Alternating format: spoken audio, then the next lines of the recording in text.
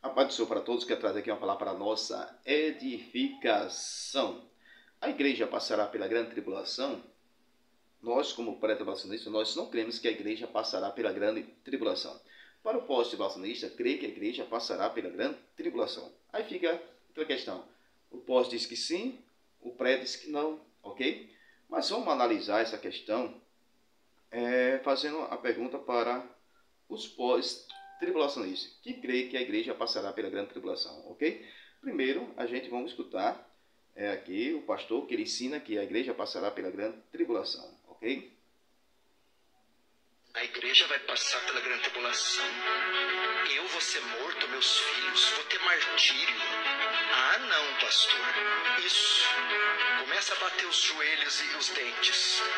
Você acha que os nossos primeiros irmãos, que foram mastigados por leões, os apóstolos, todos foram martirizados com exceção de João, o nosso Senhor, que foi submetido ao escárnio e à crucificação, todos passaram pelas suas grandes tribulações.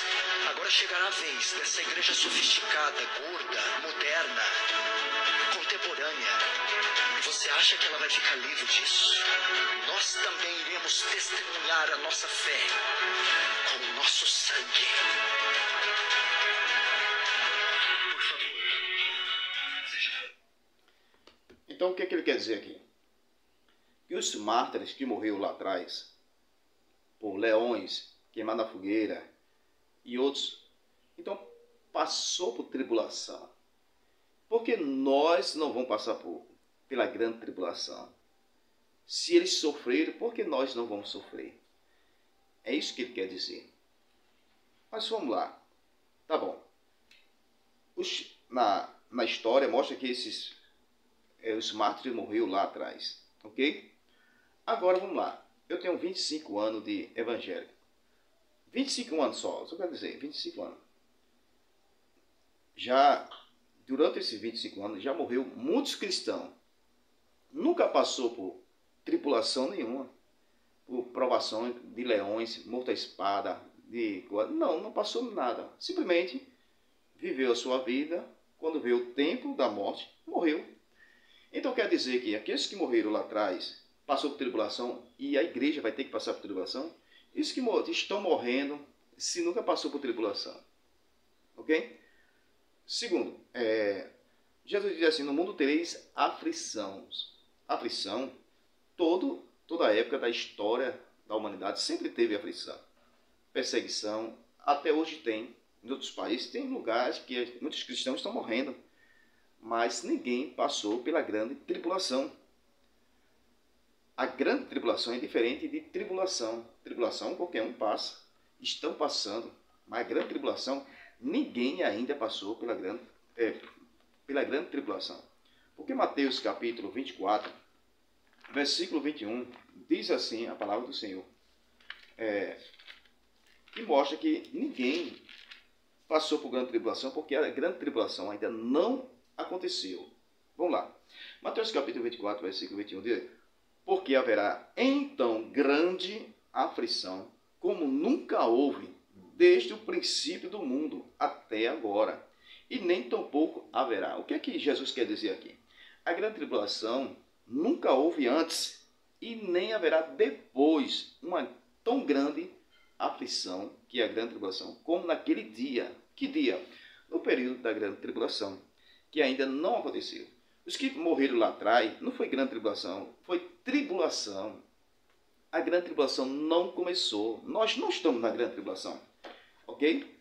Porque nós viemos para casa, dormimos, acordamos, iremos para o culto, adorar a Deus, vem para casa, vai para o trabalho. Nós não estamos na grande tribulação. Ok? Este é o problema. Mas analisando, a igreja passará pela grande tribulação ou não? Vamos lá. Para o pós, ele crê que a igreja passará pela grande tribulação. Nós, como pré-tribulacionistas, nós não cremos que passará pela grande tribulação. Qual é o versículo que também nós usamos? Tem vários versículos, mas vamos lá. Apocalipse capítulo 3, versículo 10. Diz assim: como guardaste a palavra da minha paciência, também eu te guardarei da hora da tentação que há de vir sobre todo mundo, para tentar os que habitam sobre a terra. Na tradução Está falando da hora, que há de vir sobre todo mundo. Então, essa palavra da hora, quero que você me explique o que significa na hora e da hora.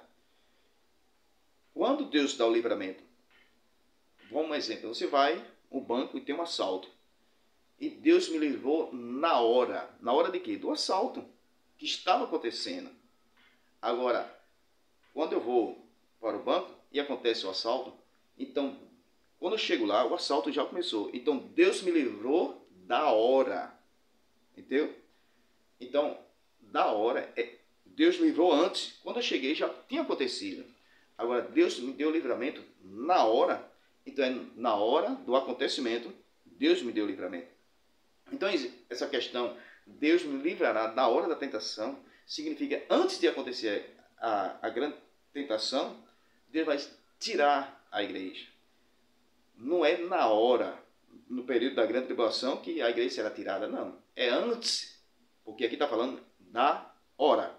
Então, só você, questão de português, explicar essa questão na hora e da hora. Deus me dá livramento da hora da tentação, então da hora do assalto, e Deus dá livramento na hora do assalto. Então essa é a questão. Mas vamos lá. Se passa ou não passa, ok? Porque sempre vai ter o argumento bate-volta, passa ou não passa, para não passa. Mas vamos fazer uma questão aqui para o pós-tribulacionista responder. Me responda o pós-tribulacionista. Quando é que a igreja irá para o céu? Porque na visão pós-tribulacionista, Jesus vem, a igreja sobe, encontra o Senhor nos ares, mas não vai para o céu. A igreja desce novamente e entra no milênio. Então, quando é que a igreja irá para o céu na visão pós-tribulacionista? Porque Jesus disse assim, na casa do meu pai há muitas moradas. Se não fosse assim, eu vos teria dito, eu vou preparar lugar e virei outra vez. E quando eu voltar, levarei para mim mesmo, para onde estiver, esteja vós também. Jesus prometeu que vai levar para o céu. Quando é que a igreja irá para o céu na visão pós-tribulacionista? Ok? Segunda pergunta é, aonde a igreja vai encontrar Jesus? Nos ares ou na terra? 1 Tessalonicenses capítulo 4, versículos 16 e 17, diz que a igreja vai encontrar o Senhor nos ares. Mateus capítulo 25, versículo 31 e 46, diz que há um julgamento, uma separação entre bode e ovelha aqui na terra. Se essas ovelhas, para o pós-tribulacionista, é a igreja. Então, se essas ovelhas é a igreja, esse julgamento é aqui na terra. Então, a igreja vai encontrar o Senhor onde? Nos ares, como Paulo fala, ou no julgamento, separação bode e ovelha aqui na terra. Então, esse é o problema para o pós-tribulacionista responder. Terceiro problema para o pós-tribulacionista responder. Quem é que entra no milênio para o pós-tribulacionista? Para reinar com Cristo.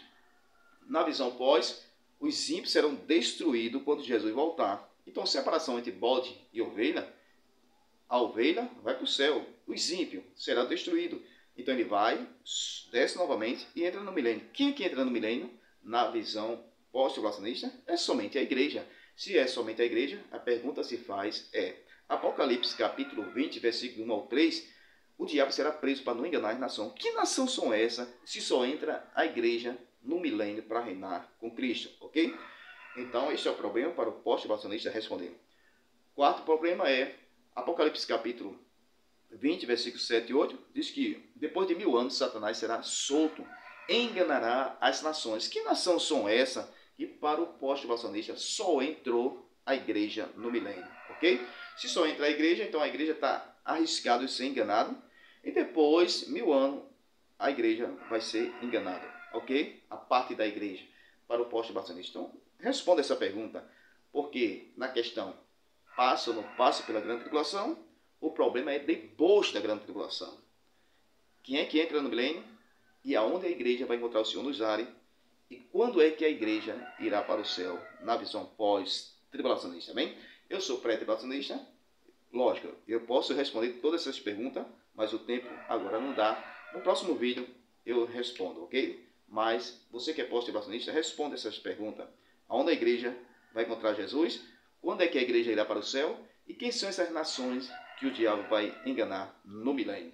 Se só entra a igreja para reinar com Cristo no milênio, ok? Que Deus abençoe, que essa palavra seja uma palavra de edificação.